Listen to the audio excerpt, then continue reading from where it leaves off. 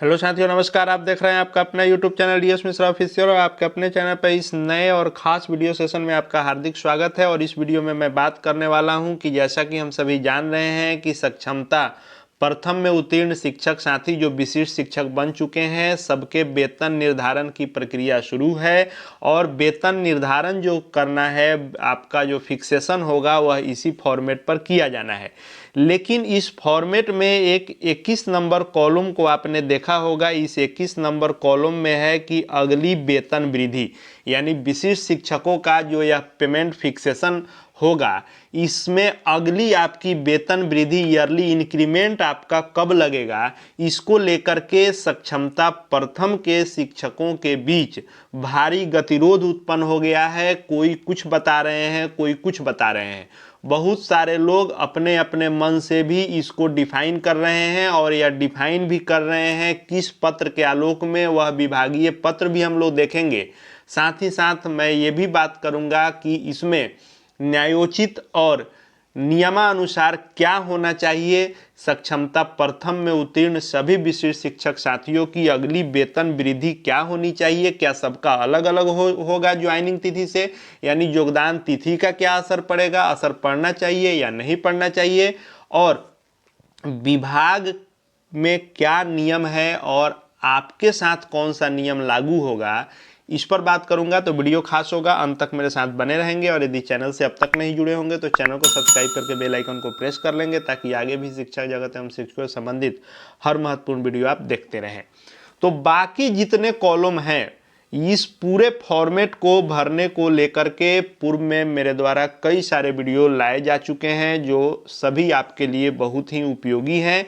साथ ही साथ जो सबसे महत्वपूर्ण 19 और 20 नंबर कॉलम है, जिस पर फिक्सेशन होना है कि आपका नियोजित के रूप में अंतिम मूल वेतन कितना होना चाहिए, किसका, यानी 2003 से 2022 तक में किसका कितना मूल वेतन होना चाहिए, नियोजित के रूप में अंतिम इंडेक्स लेवल क्या होना चाहिए, विशिष्ट के रूप में योगदान करने के बाद आपका मूल वेतन कितना होना चाहिए, इंडेक्स कितना होना चाहिए, लेवल कितना होना चाहिए। इन सब पर कई वीडियो अलग अलग भी 1 to 5, 6 to 8, 9, 10, 11, 12 सभी आपको प्लेलिस्ट में मिल जाएंगे। और आप वहां जाकर के अपना देख सकते हैं कि यह पूरे वेतन निर्धारण की प्रक्रिया, फॉर्मेट इत्यादि किनका कैसे भरा जाएगा, उसके लिए वीडियो उपलब्ध है। फिलहाल हम लोग इस वीडियो में बात कर लेते हैं अगली वेतन वृद्धि पर। यह भी है कि आपका जब फिक्सेशन होगा तो फिक्सेशन में ही दर्ज हो जाता है कि आपका नेक्स्ट इंक्रीमेंट कब मिलेगा। तो आइए हम लोग इस पर बात कर लेते हैं कि यह अगली वेतन वृद्धि को लेकर के यह गतिरोध क्यों हो रहा है और किस नियम के अनुसार व्याख्या की जा रही है कि सक्षमता 1 में ही अलग अलग शिक्षकों को अलग अलग डेट पर वेतन वृद्धि होगी। तो यह जो आप नियम देख रहे हैं, यह शिक्षा विभाग का ही है और यह ऑफिशियल पत्र है। और इसमें जो जिक्र है वार्षिक इंक्रीमेंट मिलने का नियम जो बताया गया है, आइए हम लोग पहले उसको देख लेते हैं। तो ये नियम है कि किसी भी शिक्षक को, कर्मचारी को जब भी इंक्रीमेंट मिलेगा, वार्षिक वेतन वृद्धि होगी, तो वर्ष में 2 बार होती है, आपका किसी एक बार होता है। यानी एक जनवरी को लगता है आपका नेक्स्ट इंक्रीमेंट और एक जुलाई को लगता है। या तो जिनका 1 जनवरी को लगेगा उनका 1 जुलाई को नहीं लगेगा, जिनका 1 जुलाई को लगेगा 1 जनवरी, यानी वर्ष में एक बार जनवरी या जुलाई में आपका ईयरली इंक्रीमेंट, वार्षिक वेतन वृद्धि 3% जो होती है वह होती है। यह नियम है। अब इसमें क्या नियम है कि 1 जनवरी को किनका वेतन वृद्धि लगेगा और 1 जुलाई को किनका लगता है। इस नियम को जब आप देखेंगे तो यहां लिखा हुआ है कि जिनका ज्वाइनिंग जो है 2 जनवरी और 1 जुलाई के अवधि में नियुक्त हो या प्रमोशन प्राप्त किए हो या किसी भी पद पर नए आए हों, और यदि 2 जनवरी से लेकर के और 1 जुलाई के बीच में उन्होंने योगदान किया होगा, तो उनका अगला वेतन वृद्धि होगा 1 जनवरी को। तो 2 जनवरी से 1 जुलाई के बीच में योगदान वाले को 1 जनवरी को मिलना है। और इस हिसाब से जिन्होंने भी, इस नियमावली की पहले मैं बात कर रहा हूं, उसके बाद बात करूंगा कि आखिर होना क्या चाहिए। तो जिन्होंने भी जो डेट बताया गया था कि 1 जनवरी से लेकर के और 7 जनवरी तक का समय दिया गया था योगदान करने का। तो इंक्रीमेंट के चक्कर में ही बहुत सारे लोगों ने 1 जनवरी को योगदान नहीं करके 2 जनवरी को भी योगदान किया है।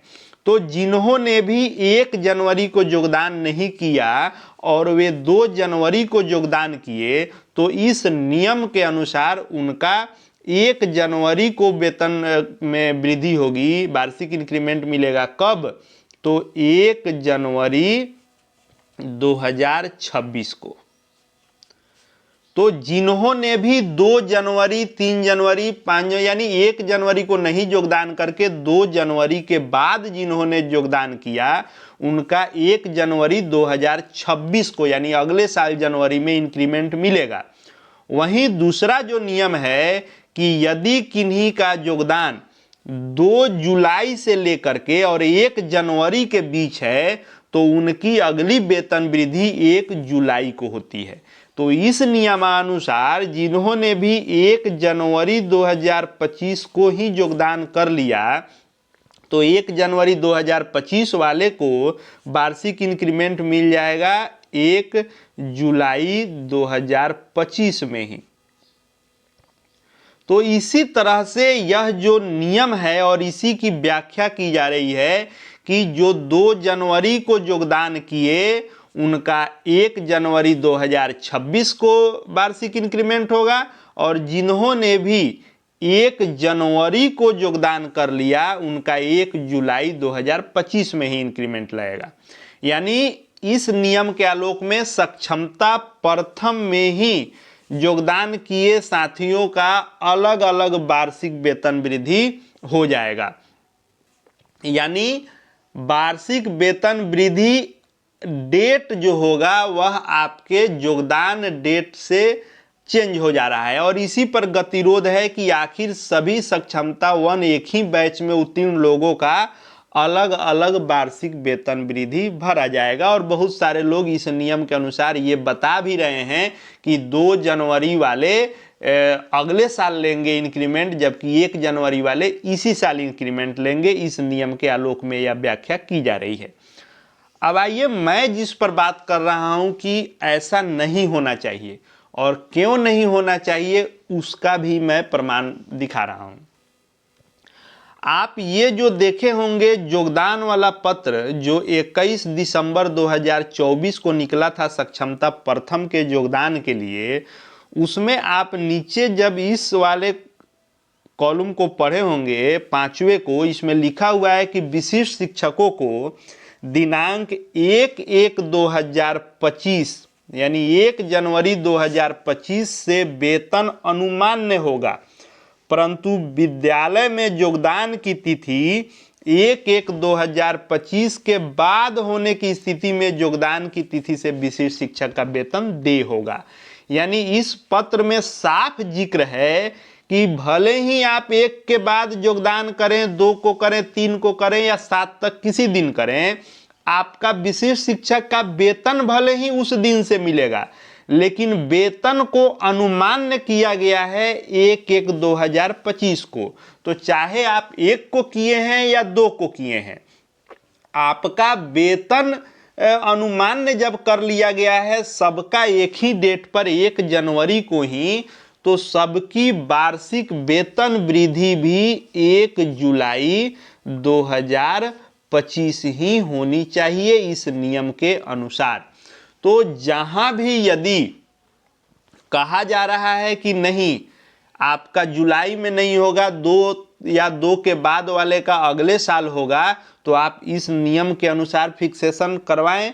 और यदि कहीं कोई कुछ कह नहीं रहा है तो आप स्वयं से अपने मन से क्यों 6 महीना आगे का डेट भर रहे हैं। जब अनुमान 1 जनवरी को किया गया है तो सभी लोग 1 जुलाई 2025 को ही अगली वेतन वृद्धि दीजिए। अब यह विभाग का काम है कि यह इस पर स्पष्ट करेगा क्योंकि जब विभाग ने ही यहाँ अनुमान किया है तो विभाग आगे चल के स्पष्ट करेगा कि 1 वाले का अलग हो सकता है, 2 वाले का अलग हो सकता है या नहीं हो सकता है।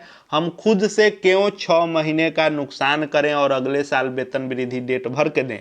इसलिए सभी लोग जो भी सक्षमता प्रथम में उत्तीर्ण हैं, सभी लोग अगली वेतन वृद्धि 1/7/2025 ही लिखिए इस पत्र के आलोक में। क्योंकि अब दूसरा विपक्ष आप देखिए कि यदि आपका 1 जनवरी 2026 हो जाता है 2 तारीख वाले का, तो फिर सक्षमता 2 का भी फिक्सेशन जो होगा उसमें भी अगली वेतन वृद्धि 1 जनवरी 2026 ही होगी। तो फिर सक्षमता 1 और सक्षमता 2 के बीच में गतिरोध उत्पन्न होगा।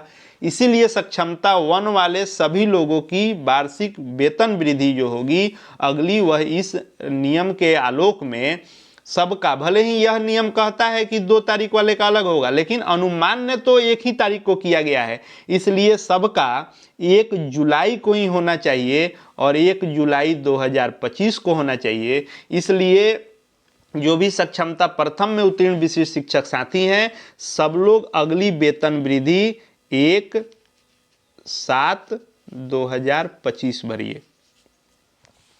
अब विभाग इस गतिरोध में क्या करता है वो अलग मैटर है, लेकिन इन नियम के आलोक में मैं यह कह रहा हूं कि यह गतिरोध नहीं होना चाहिए, सबकी वेतन वृद्धि 1/7/2025 को होना चाहिए। हालांकि बहुत सारे लोग अपने अपने ढंग से इसको डिफाइन करेंगे। कमेंट बॉक्स में आप भी अपनी बातें रख सकते हैं कि आप इस पर क्या सोचते हैं, लेकिन मेरी जो समझ है और मेरा जो विचार है उसके अनुसार इस नियम और उस नियम दोनों, इस पत्र को देखेंगे और इस अगले पत्र को देखेंगे तो दोनों को देखने के बाद सबका एक ही होना चाहिए, 1/7/2025।